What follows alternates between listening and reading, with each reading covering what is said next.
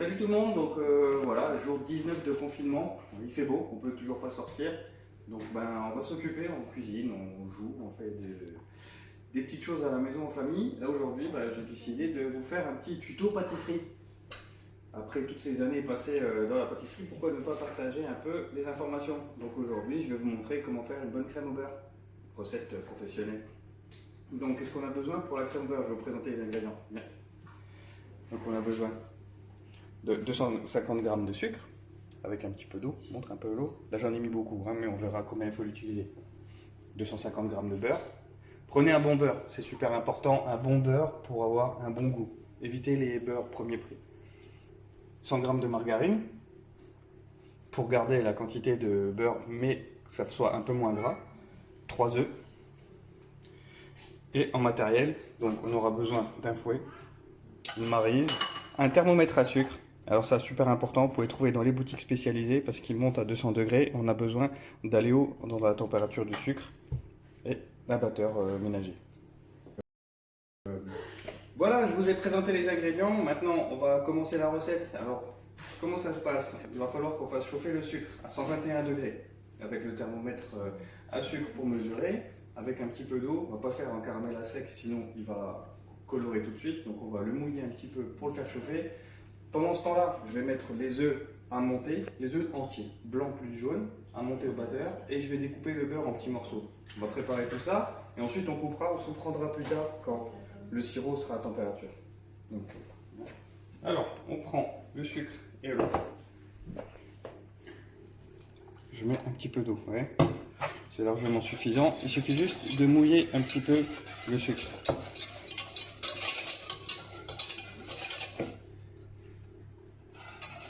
On voyait. Voilà. Hop. J'en aurais plus besoin. Allez, viens par ici. On va mettre à chauffer. Hop.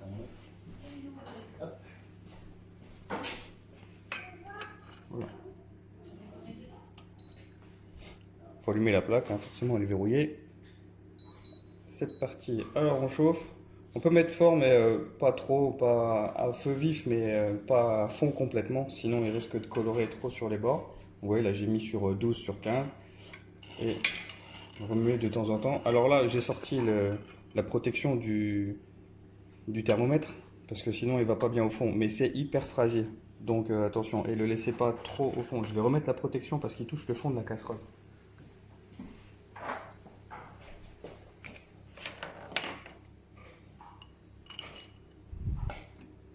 Mais vous voyez là, avec la protection, il touche pas il trempe pas. Donc je vais le laisser quand même finalement comme ça. Et puis on va surveiller, on va faire très attention. C'est très fragile. Ça vaut environ 20 € un thermomètre à sucre. Donc il faut en prendre soin. Là, ça va chauffer pendant quelques minutes. Pendant ce temps-là, on va passer ici. Il faut que tu prennes la main. Pendant ce temps que ça chauffe, on va aller préparer le reste. Et puis on se reprend plus tard. Allez, viens par ici. Un couteau. Enlever l'éponge bête. Je mettrai la recette en commentaire.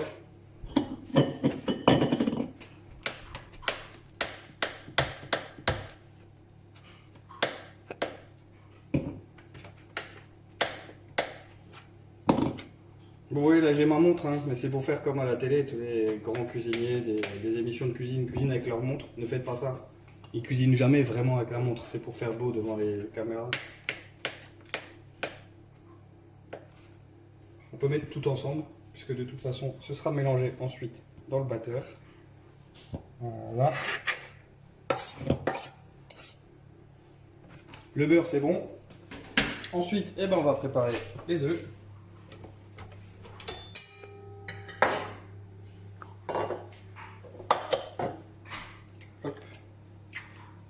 Quand vous avez que quelques œufs comme ça, cassez-les un par un dans un bol et vous les mettez ensuite. Ça permettra d'éviter de mettre des coquilles dans le batteur parce que la coquille restera forcément dans le bol. J'étais en train de me préparer à le séparer, mais là il n'y a pas besoin de les séparer. C'est même encore plus. Ça évite aussi, si jamais vous tombez sur un œuf pourri, ce qui peut arriver, plus aujourd'hui dans grande surface, mais ça a pu déjà m'arriver de tomber sur un œuf pourri qui vous sabote tous les 50 œufs que vous avez cassés avant. Voilà, on va aller jeter un œil au sucre parce qu'il commence à bouillir. Hop.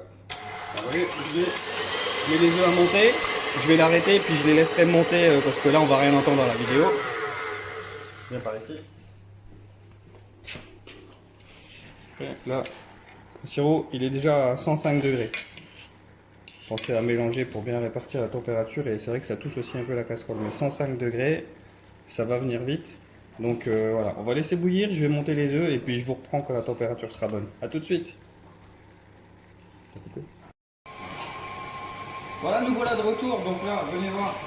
Là, le sirop, il va être bon. Hein, 120, 121, ça y est, on les atteint. Donc j'arrête. Et attention, hein, sortir le thermomètre du sucre, ça veut pas dire qu'il chauffe plus. Hop, on pose ici. Surtout pas dans l'eau. Parce que vous risquez de... Surtout pas dans l'eau le thermomètre. Parce que là, il va avoir un choc thermique et vous allez l'éclater. Il fera des bulles et il sera foutu. Bon, on montre les œufs. Les œufs sont montés. Voilà, on va pouvoir verser le sirop. On va verser tout ça, c'est bien. Il faut que tu te recules et qu'on voit tout. Là, délicatement, un petit filet dans les œufs.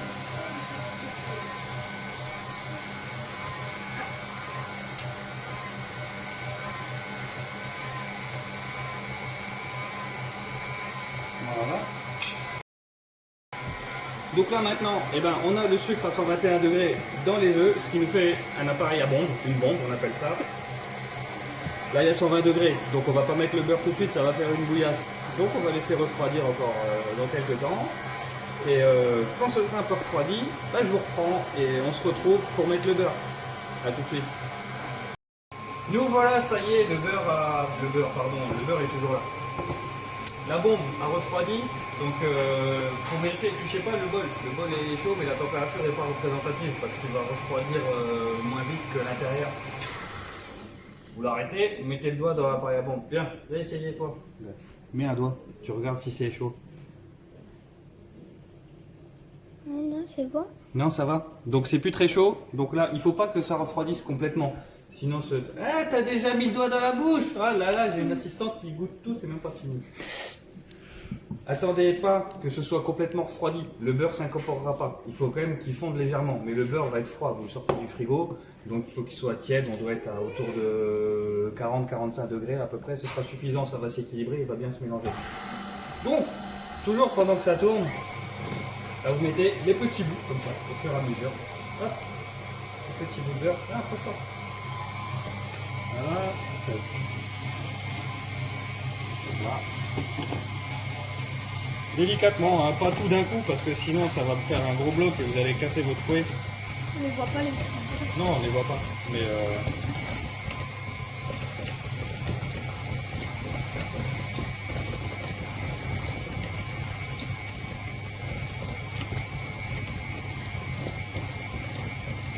j'ai oublié de compter les morceaux, assistant. On n'a pas vu de les compter.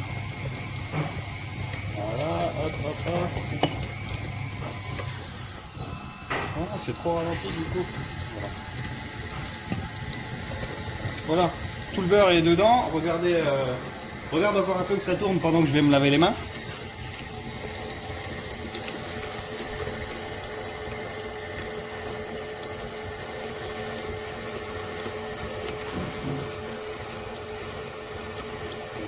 Et oui, super important, hein, on est en coronavirus, confinement, lavez-vous les mains, c'est super important. Voilà, tout le beurre est dans la crème. Maintenant, il n'y a plus qu'à attendre que ce soit fondu. Je mets un petit peu plus fort pour accélérer tout ça.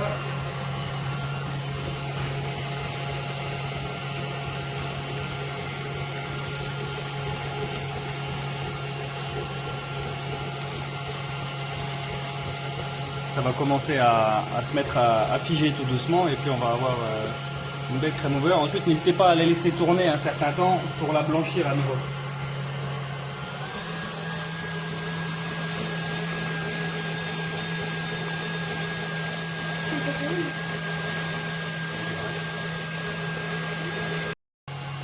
Voilà, là elle commence à épaissir, vous voyez. On va reprendre le plan, mais elle commence à épaissir, c'est à partir de maintenant qu'on peut la laisser un peu plus fort, pas trop longtemps, sinon vous allez tout faire retomber. Mais là elle commence à filer un petit peu, donc on arrive au bout. On la laisse tourner à haute vitesse pour blanchir un peu la crème et elle sera terminée, prête à déguster. L'idéal ensuite c'est de la mélanger avec une crème pâtissière pour faire les millefeuilles par exemple. Utiliser, ce sera peut-être l'objet d'un futur tuto de millefeuilles. J'ai la pâte feuilletée qui est prête pour la pose de la cuve. Mais crème pâtissière plus crème au beurre pour avoir fait la base pour les bons millefeuilles. Voilà. Je reviens, regarde, elle commence à être bien blanchie. Là on a une belle crème au beurre. Je vais arrêter. Voilà. Voilà, c'est tout. Maintenant à nous de pouvoir déguster tout ça. Et puis on se retrouve bientôt pour un prochain tuto recette. Salut!